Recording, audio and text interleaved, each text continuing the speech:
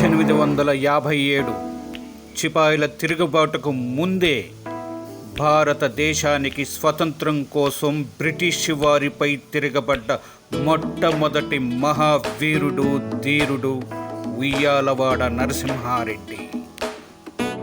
British వారి ఉక్కు సంకెళ్ల నుండి ఈ భారత మాతను విడిపించడానికి ముందుకు వచ్చిన మహాయోధుడు ఉయ్యాలవాడ నరసింహారెడ్డి.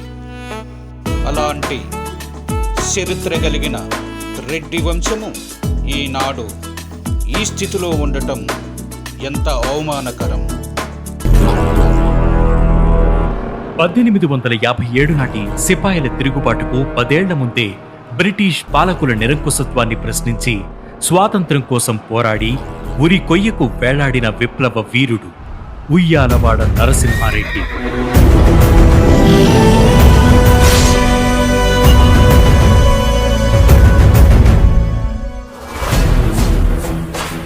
ఉద్యమం మొదలుపెట్టిన ఏడాదిలోనే ప్రాణాలు విడిచినప్పటికీ వేల మందిలో పోరాట స్ఫూర్తిని నింపిన ఈ యోధుడి గురించి ఈరోజు అనగనగాలు.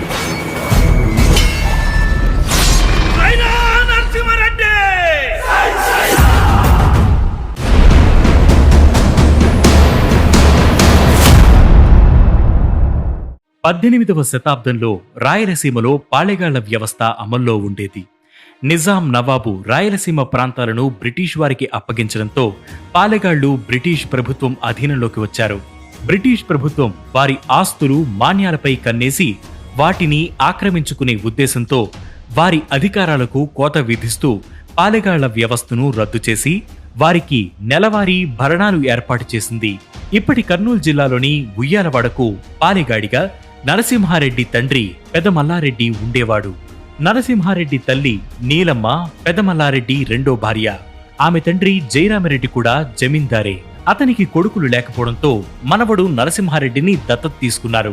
జయరామరెడ్డి మరణం తర్వాత అతడి వారసుడైన నరసింహారెడ్డికి భరణం ఇచ్చేందుకు బ్రిటిష్ ప్రభుత్వం నిరాకరించింది. అంతేకాదు, భరణం కోసం తన అనుచరుణ్ణి పంపిస్తే అక్కడి తహసీల్దార్ చాలా అవమానించి పంపించాడు. ఆ అవమానం నరసింహారెడ్డిలో ఉద్యమ కాంక్షను పెంచింది. ఇతర పాలెగాళ్లను కూడగట్టుకుని 500 మంది బోయ సైన్యంతో కలిసి 1846 జూలై 10న బ్రిటిష్ ట్రెజరీపై దాడి చేసి 805 రూపాయలు 10 అణాల 4 పైసలను కొల్లగొట్టారు.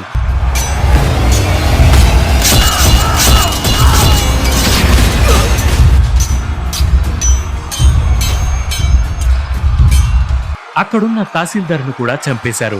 దాంతో బ్రిటిష్ సైన్యం అతడిని వెతకడం మొదలుపెట్టింది. సైన్యాన్ని కూడా రంగంలోకి దించింది. కెప్టెన్ నాట్, కెప్టెన్ వాట్సన్ల నాయకత్వంలో వచ్చిన దళాలు ఆయన్ను పట్టుకోలేక వెనుదిరిగాయి. చివరికి ఉయ్యాలవాడను పట్టించిన వారికి 10,000 దినారాల బహుమతి అందజేస్తామని రివార్డ్ ప్రకటించింది.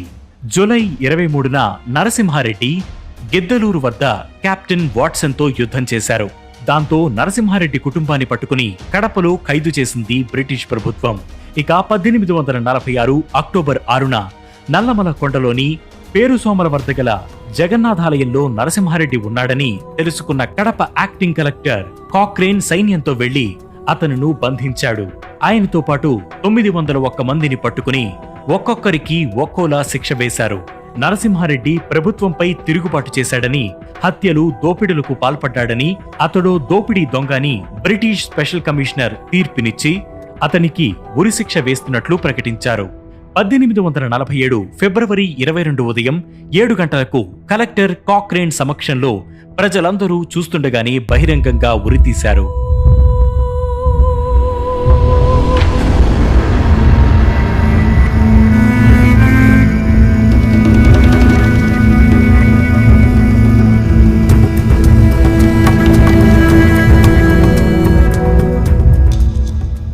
విప్లవకారులు భయపడేలా నరసింహారెడ్డి తలను 1877 వరకు 30 ఏళ్ల పాటు కోయింకుంట్ల కోటలో ఉరి కొయ్యకు వేలాడదీసి ఉంచారు.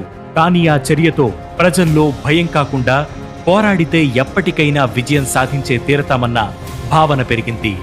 ఉయ్యాలవాడ నరసింహారెడ్డి ప్రాణాలు వదిలిన 100 ఏళ్లకు మన దేశానికి స్వాతంత్రం వచ్చింది.